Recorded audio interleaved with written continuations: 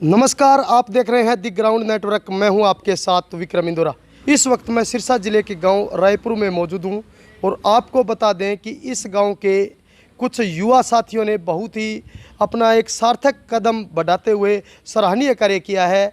Doctor Bhimrao Ambedkar युवा club ने एक सार्थक कदम इस गांव में बढ़ाया है और वो कदम ये है कि गांव में लाइब्रेरी की स्थापना की जाएगी, जिससे जो बच्चे जो स्टूडेंट हम कह सकते हैं कि बाहर पढ़ने के लिए जाते हैं, तमाम कोचिंग सेंटर में जाते हैं, वहाँ पर अपनी जो आर्थिक रूप से कमज़ोर होने की वजह से नहीं भी जा पाते, ऐसे में उन्होंने गांव में एक लाइब्रेरी का प्रबंध किया है, जहाँ पर बच्चे जो है बैठ करके खुद है सेल्फ स्टडी जो है कर सकते हैं। कंपटीशन के दौर में आज हर कोई शहर शहर में तमाम कोचिंग सेंटर काम करते हैं। डॉक्टर भीमराव अंबेडकर युवा क्लब के साथियों की ये एक अच्छी शानदार पहल मैं कहूँगा कि गांव की लड़कियां यहां पर आती है, लड़के यहां पर आते हैं, जो कि तमाम कंपटीशन की तैयारियां करते हैं। बेहद ही सार्थक कदम हम ये कहेंगे। आप ये देख सकते हो, लाइब्रेरी का नाम जो है भूतपूर्व सैनिक श्री सुखराम जी मेघवाल के नाम से रखा गया है। गांव के बहुत ही सम्मानित ये व्यक्ति थे। आप इस वक्त का ये दृश्य दिखाना चाहूँगा। ये तमाम लड़कियां हैं यहाँ पर सेल्फ स्टडी कर रही है। ये पूरा दृश्य मेरे कैमरामैन को कहूँगा कि ये आप देख सकते हो, तमाम विभिन्न प्रकार की नौकरियों की तैयारी यहाँ पर ये बैठी हुई लड़कियाँ करती हुई नज़र आ रही है। यहाँ पर सीसीटीवी कैमरे भी लगाए गए हैं, किसी प्रकार की अगर सुरक्षा के लिहाजे से बात करें, आप ये देख सकते हो। और पढ़ने के लिए एक शानदार वातावरण कहूँगा कि पंखे भी लगे हुए हैं। हर प्रकार की सुविधा इस लाइब्रेरी में आपको मिलेगी। हमारे साथ कुछ लड़कियां हैं जो विभिन्न प्रकार की नौकरियों की तैयारी कर रही है, हम उनसे बातचीत करते हैं। हाँ जी गुड़िया, क्या नाम है? नेहा। कौन सी क्लास में पढ़ती हो? +2 की है सर, बीए में फॉर्म करवाया। अच्छा, बीए कर रहे हो। कंपटीशन की तैयारियाँ कर रहे हो, हरियाणा पुलिस की तैयारी कर रहे हो? सर ऐसे ही करें, फॉर्म नहीं भरवाया अभी तक, एज नहीं है मेरी। अच्छा, सेल्फ स्टडी कर रहे हो? Yes sir. ये जो सुविधाएँ आपको दी गई है इस लाइब्रेरी में, युवा क्लब के साथियों ने ये जो प्रयास किया है, गांव में लाइब्रेरी बनी है, आपको कहीं दूर जाने की ज़रूरत नहीं है, क्या कुछ कहना चाहोगे? सर ऐसे अभी पहले लड़कियों को बाहर जाने नहीं दिया जाता था जी। अब जो लड़कियां बाहर नहीं जा सकती वो यहाँ के पढ़ सकती है जी। ऐसे किसी को प्रॉब्लम होती है कि वो उनकी फ़ीस नहीं दे सकते, वो यहाँ पे फ्री में अपना स्टडी कर सकती है। जी। इतना ही इसका ही है सर। जी। हाँ जी, क्या नाम है जी? पूजा। कौन सी क्लास में पढ़ते हो? बीए। कंपटीशन की तैयारियां कर रहे हो? यस। कौन सी सर्विस की तैयारी कर रहे हो? हरियाणा पुलिस। अच्छा, कैसा लग रहा है इस लाइब्रेरी में आकर के? ऊपर आपके पंखा चल रहा है, इतनी बढ़िया सुविधा। आपके गांव के कुछ युवा साथियों का ये प्रयास था कि गांव में लाइब्रेरी हो, क्या कुछ कहना चाहोगे? मैं यही कहना चाहूँगी कि यहाँ लाइब्रेरी है वो बहुत अच्छी है, यहाँ सारी सुविधाएं हैं। यहाँ आने पर लड़कियों को कोई दिक्कत नहीं होगी, और बाहर जाने में बहुत दिक्कत होती है, बसों में धक्का खाना पड़ता है, कोई फीस नहीं कोई नहीं दे सकता है, इसलिए यहाँ ज़्यादा सुविधा है। मैं तो यही कहना चाहूँगी कि ये लाइब्रेरी बहुत अच्छी है, यहाँ हर लड़की को अपनी स्टडी कंप्लीट कर सकती है। हाँ जी, क्या नाम है? मनीता। कौन सी क्लास में पढ़ते हो? सर अभी बीए की तैयारी करनी है। अच्छा, क्या कुछ कहना चाहोगे आपकी लाइब्रेरी के बारे में? सर बहुत अच्छी लाइब्रेरी है, यहाँ पर ना हर प्रकार की तैयारी कर सकते हैं, और कितनी सारी बुक्स हैं, हर एक कंपटीशन एग्ज़ाम की भी तैयारी करते हैं यहाँ पर। और बहुत ही गांव के अंदर ये है, इसलिए हमें ना बसों में नहीं जाना पड़ता, ना ही चोपटा सिरसा कहीं भी नहीं जाना पड़ता, यहाँ कर अपनी अच्छी से तैयारी कर सकते हैं। युवा क्लब ने जो ये प्रयास किया है, हम इसको बहुत ही सराहनीय कार्य कहेंगे। हाँ, इस पर क्या कुछ कहना चाहोगे जो क्लब ने जो काम किया? बहुत अच्छा काम किया उन्होंने, हम लड़कियों के लिए तो बहुत ही ज़्यादा अच्छा है। हाँ जी गुड़िया, क्या नाम? सरला जी, क्या कुछ कहोगे? ये बहुत अच्छी है, बहुत बढ़िया कर दिया इन्होंने। इससे हमें बाहर जाने में भी दिक्कत आती है क्योंकि बसों में और वो, इसलिए यहाँ हम अच्छे से स्टडी कर सकते हैं और सेल्फ स्टडी भी अच्छे से हो सकती है। और ये बहुत अच्छा है कि गांव की लड़कियाँ यहाँ स्टडी कर। कौन सी क्लास में पढ़ती हैं? बीकॉम कर रही हूँ सर, सेकेंड ईयर। बीकॉम कहाँ से? KUK से सर। सबसे बड़ा श्रेय आप किसको देंगे इस लाइब्रेरी की स्थापना करने में? सबसे बड़ा योगदान आप किसको श्रेय दोगे? सर मतलब कि जो टीचर्स हैं और जो भी जिन्होंने ये किया है सर उनको सभी यस। हाँ जी गुड़िया, क्या नाम है? हाँ जी पूजा जी, क्या कुछ कहना चाहोगे इस लाइब्रेरी के बारे में? मैं यही कहना चाहूँगी कि यहाँ पे बहुत अच्छी सुविधा है, यहाँ पर अच्छा वातावरण है और यहाँ पे पढ़ाई भी अच्छी होती है। चलो, मेरी सभी को मंगल कामना यह है कि ये जो बेटियां हैं ये पढ़ करके अपने देश और प्रदेश का नाम रोशन करें। जिस विषय में हम बातचीत कर रहे थे कि गांव में युवा क्लब के साथियों का एक प्रयास कि गांव में लाइब्रेरी हो, और उन्होंने ये प्रयास आखिरी अंजाम तक पहुंचाया। गांव में लाइब्रेरी की स्थापना हुई, लाइब्रेरी में ये बेटियां हैं ये पढ़ रही है, तमाम जो अपनी नौकरियां हैं उनकी तैयारी करती हुई नज़र आ रही है। और जो इस वीडियो को देख रहे हैं, इस वीडियो को ज़्यादा से ज़्यादा शेयर ज़रूर कीजिए, ताकि ऐसी अगर लाइब्रेरी हर गांव में हो, ताकि हम एजुकेशन के स्तर को ऊंचा उठा सकें। ऐसे युवा साथी भी हैं जो लगातार एजुकेशन को बड़े स्तर पर ऊंचा उठाने में लगे हुए हैं। वो तमाम युवा साथी और टीचर्स हैं जिन्होंने ये शानदार पहल इस गाँव के लिए की है। गाँव में लाइब्रेरी की स्थापना हुई है। गांव के इन युवा साथियों ने मिलजुल करके पैसा एकत्रित किया और उस पैसे के बलबूते पर इन्होंने लाइब्रेरी यहाँ पर खड़ी की। आज हम कह सकते हैं कि सैकड़ों ऐसी बेटियां हैं जो यहाँ पर पढ़ रही है। लड़के भी आते हैं, लड़कियां भी आती है, अलग अलग उनका टाइम जो है निश्चित किया गया है। हालांकि रजिस्टर भी लगाया गया है कि इनकी टाइमिंग क्या है, लड़कों की टाइमिंग क्या रहेगी। पूरा विस्तृत जानकारी हम जुटाते हैं कुछ युवा क्लब के साथी है। हाँ जी सर, क्या नाम? जय भीम। जय भीम। मेरा नाम मनीष है जी। और मैं भी डॉक्टर भीमराव अंबेडकर युवा क्लब का मेंबर हूँ जी। हमने प्रयास किया था शुरू से ही, हमारी एक इच्छा थी कि गांव के जो बेटियां हैं, खासकर बहुएं हैं गांव की, वो गांव से बाहर जाते हैं जी। लाइब्रेरी के लिए, प्रतियोगिता परीक्षा की तैयारियों के लिए, तो उनको गांव से बाहर एक तो सेफ़ इन्वायरमेंट नहीं मिलता, आने जाने में उनका टाइम बर्बाद होता है, बसों की यहाँ से फैसिलिटी बहुत कम है, तो करके क्यों ना एक अच्छा सा माहौल उनको गांव के अंदर ही दिया जाए और एक आने जाने के मतलब उनका जो समय है वो भी बचे। गांव के अंदर ही उनको एक ऐसा पीसफुल इन्वायरमेंट उनको गांव के अंदर मिले जिससे वो बैठ के आराम से यहाँ पे बैठ के अपनी सेल्फ स्टडी वो कर सके। तो ये बीड़ा हमने डॉक्टर भीमराव अंबेडकर युवा क्लब के सभी साथियों ने मिलके उन सभी ने प्रयास किया और जिससे आज हम इस मुकाम में पहुँचे। लगभग हमारी कड़ी मेहनत के 1 महीने के अंदर हमने इस टारगेट को लिया और 1 महीने के अंदर इसको पूरा भी किया।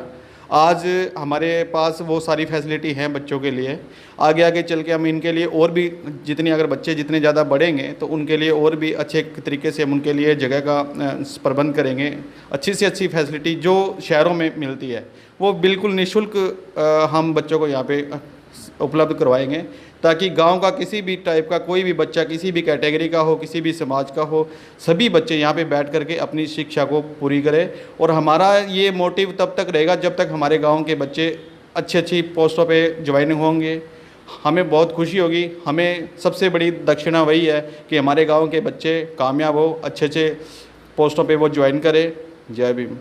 हमारे साथ मास्टर नरसी जी हैं, वो भी इस कार्य को करने में पिछले कई महीने से जुटे हुए थे। आखिरकार मास्टर जी ने वो जो अपना कार्य था, जो लक्ष्य था, वो अंजाम तक पहुंचा ही दिया लक्ष्य को। हाँ जी सर, कितनी की खुशी है? पिछले कितने महीने से आप मेहनत कर रहे थे?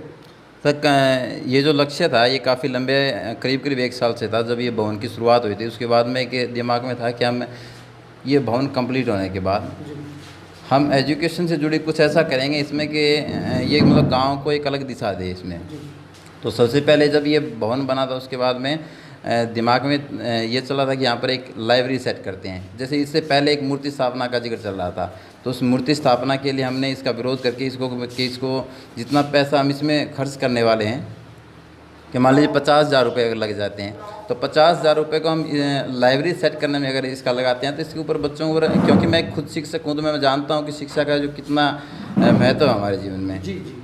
दूसरी बात ये भी है कि हमारे जो गांव से जैसे लड़कियां हैं, मैं 1.5 किलोमीटर यहाँ से दूर हमारा बस स्टैंड है, वहाँ पर जो लड़कियाँ वो पैदल जाती हैं, वहाँ जाकर वो बस का इंतज़ार करती है। मैं लगातार उनको देखता था क्योंकि 5-6 साल से मैं अलग स्टेशन पर एक स्कूल में हूँ, तो वही रास्ता है मेरा आना जाना। तो वहाँ पर मैं लड़कियों को देखता हूँ कि लड़कियाँ देख कितनी दूर जाकर वहाँ से वो सिरसा पहुँचती है, चौकटा पहुँचती है, उसमें टाइम कंज्यूम होता है उनका। तो इतना खर्च अगर पढ़ाई पर कर लें तो वो अच्छी मतलब स्टडी कर सकती हैं, अच्छी तैयारी कर सकती है अपनी। दूसरा ये था कि अच्छे परिवार हैं जो इस चीज़ को अफोर्ड कर सकते हैं, वो परिवार अपनी लड़कियों को भेज रहे थे वहाँ पर। लेकिन गरीब जो परिवार है वो तो स्कूल में भी नहीं भेज पाते हैं बच्चों को, तो उन बच्चों को अब शिक्षा से जोड़ दिया जाएगा, ताकि एक ऐसी लाइब्रेरी का हम सेट कर देंगे यहाँ पर। और उसी को दिमाग में रखकर पूरे समाज का, पूरे गांव का जो सहयोग करके हमने इस लाइब्रेरी को सेट कर दिया है। तो अब जो हमारा जो अगला जो टारगेट है, ये जो आप कमरा देख रहे हैं, इसको एक बुक बैंक के रूप में हम इसको सेट कर देंगे अभी, ताकि इसके अंदर जो सभी प्रकार की जो बुक्स है वो यहाँ पर सेट हो जाएंगी। इसके बाद जो तीसरा जो कमरा हमारे पास है वो अभी सही तो नहीं है, लेकिन उसको सही करवाएंगे पंचायत के सहयोग से या आपसी सहयोग से किसी प्रकार से। उसको सेट करने के बाद हमारा जो लक्ष्य है वहाँ पर ऑनलाइन क्लासेस के लिए होगा, कि जो बच्चे ऑनलाइन क्लासेस के लिए बाहर जा रहे हैं, जैसे हमारी लाइब्रेरी के अंदर वो बच्चे अभी जुड़े हैं जो सेल्फ स्टडी कर रहे हैं, लेकिन इसके बाद हम चाहते हैं कि ये बच्चे लाइब्रेरी के या ऑनलाइन क्लासेस के लिए बाहर मत भटकें। तो उसको इस कमरे को तैयार करवाने वाले हैं जो 15 बाई 30 का है, उसको एक हॉल के रूप में इसको बच्चों को ऑनलाइन क्लासेस के लिए बाहर नहीं जाना पड़ेगा। तो और जो इसमें जो सबसे ज़्यादा सहयोग रहा है वो डॉक्टर BR अम्बेडकर क्लब का रहा है, इसमें कोई शक नहीं है। सभी जो साथियों ने अपना भरपूर सहयोग दिया, तन मन धन से, जिस प्रकार से, या जितने भी कर्मचारी थे समाज से, तो उन्होंने अपना भरपूर सहयोग दिया है। 21,000 से 5100 लेकर और 21,000 रुपये तक बीच में सभी ने सहयोग किया है। हमारे पास सच्चाई ये है, हमारे पास उस समय जो पैसे थे वो इतने थे कि हमने ये लाइब्रेरी सेट करने के बाद भी हमारे पास पैसे बचे हुए थे, और आप जैसे जो साथी थे वो भी हमारे मतलब धन से सहयोग करने की मांग कर रहे थे कि आप हमारे पैसे लो और हम आपकी सहायता करना चाहते हैं। लेकिन हमने जो गांव के बेस पे हमने कर लिया है, सामाजिक सहयोग से हमने इसको पूरा कर लिया है, तो इसे देखकर बड़ी खुशी हो रही है हमें। गांव के जो बच्चे थे वो मेरे काफ़ी, देखिए लगाव तो होता है, एक टीचर का होता है, एक बच्चों के साथ जो होता है वो लगाव, गहरा लगाव होता है। माँ बाप के पास मुझे लगता है कि बच्चे के बारे में जो अच्छा सोचने वाला जो होता है वो टीचर ही होता है माँ बाप के बाद। तो मैं हमेशा सोचता था कि जो बच्चे, अब मैं आपको सच्चाई बता रहा हूँ कि जिस टाइम मैंने यहाँ पर जो पहले, दूसरी, तीसरी, चौथी, 5वीं क्लास के अंदर जिन बच्चों को मैंने पढ़ाया था वो आज MA तक पहुँचे हुए हैं। और वो बच्चे जो लड़के मुझे पता है कि लड़के पढ़ने के लिए बाहर जाते हैं उनको दिक्कतें कम आती हैं, लेकिन जैसा कि हमारा जो सामाजिक ढांचा है उसके अनुसार हम देखें तो लड़कियों को जो बाहर भेजने के लिए जो विभाग वो काफ़ी हिचकिचाते हैं। तो ये जो बात थी वो मैंने जो क्लब था हमारा उनके आगे रखी कि ऐसे करके हमने इस प्रोग्राम को जो यहाँ तक लेके जाना है जो उन बच्चों को बाहर ना भटकना पड़े। तो अभी अगला जो मतलब हम जो प्रोग्राम बना रहे हैं वो कह रहे हैं कि इस गांव के अंदर जो भी बच्चे 10वीं छोड़ दी हो या 12वीं छोड़ दी हो या BA के अंदर जिसने पढ़ाई छोड़ रखी है या कुछ और जो कोर्सेज अनकम्प्लीट है, उन बच्चों की एक लिस्ट बनाई जाए। उन बच्चों को अगर किसी बच्चे ने मान लीजिए मैट्रिक के अंदर स्कूल छोड़ दिया है तो उसको एक +1 के लिए उसको आगे अप्लाई किया जाए, या दूसरी किसी बोर्ड से उसको +2 के लिए प्राइवेट उसके फॉर्म में जाएँ, या फिर +2 में जिसने स्कूल में छोड़ दिया तो उसके लिए BA या BEd की तरफ या JED की तरफ उसको बच्चे को ले जाया जाए, ताकि उस रोज़गार के लिए वो आगे निकले बच्चा। मेन बात रोज़गार के अलावा वो बच्चे शिक्षा ग्रहण करें, ताकि समाज के अंदर जो अलग पहचान स्थापित करे, अपने बच्चों को शिक्षा की तरफ ले जाएंगे तभी ये समाज जो हमारा अधूरा जो सपना है, हमारे जो शहीदों का, हमारे जो देशभक्तों का जो अधूरा सपना है वो हम शिक्षा के माध्यम से पूरा कर सकते हैं, इसमें तो कोई शक है ही नहीं है।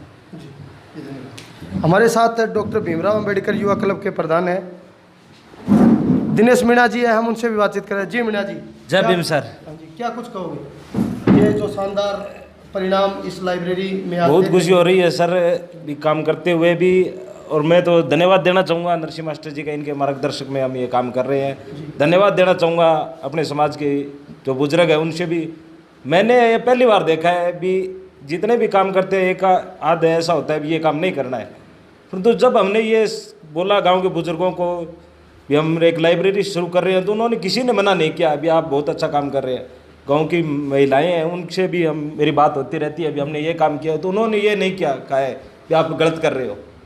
बहुत ही खुशी हो रही है। कुछ लड़कियां ऐसी है जिनके घरों में ऐसी सुविधा नहीं है, क्योंकि वो आजकल अपने समाज के आपको पता ही अभी छोटे घर होते हैं, उनमें कोई भी गेस्ट आ जाता है तो कोई चाय बनाओ और जो, इसलिए एकांत में ये लाइब्रेरी शुरू की है।